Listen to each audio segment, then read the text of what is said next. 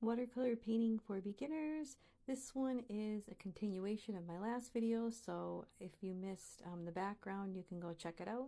This video for part 2, we're going to do the actual cactus and then some of the fillers down bottom and then the rest of the details.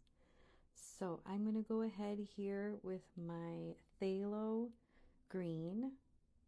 Viridian would work too, they're pretty much the same. So your deeper green, and I'm going to get a light wash all over here.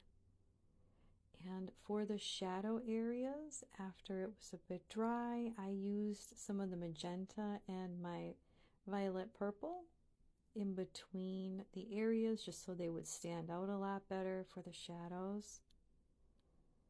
And then in the middle area from the, we'll say like where the sunset is going down, so I used some of the yellow to mix in with the green here as well.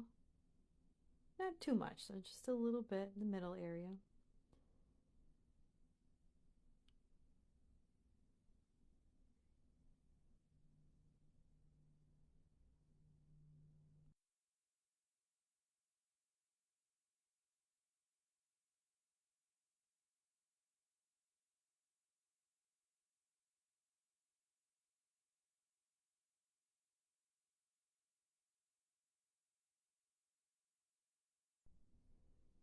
When you get to the portion with the details, you're going to want to switch to a smaller brush. I'm using a size 4 for the details on the cactus and some of the the stripes and the spikes.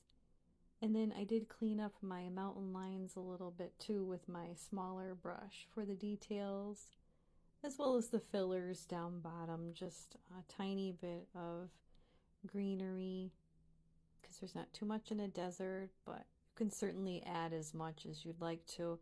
And then just again with some of the rocks down bottom as well, just to fill in the area so it doesn't look bare.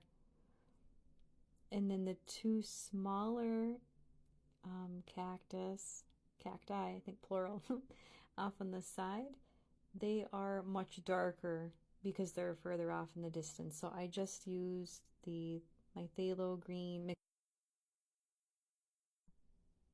and purple mixed in with that green, as well as I added a little bit more black on the rocks just for the shadow areas and just a tiny bit of burnt sienna.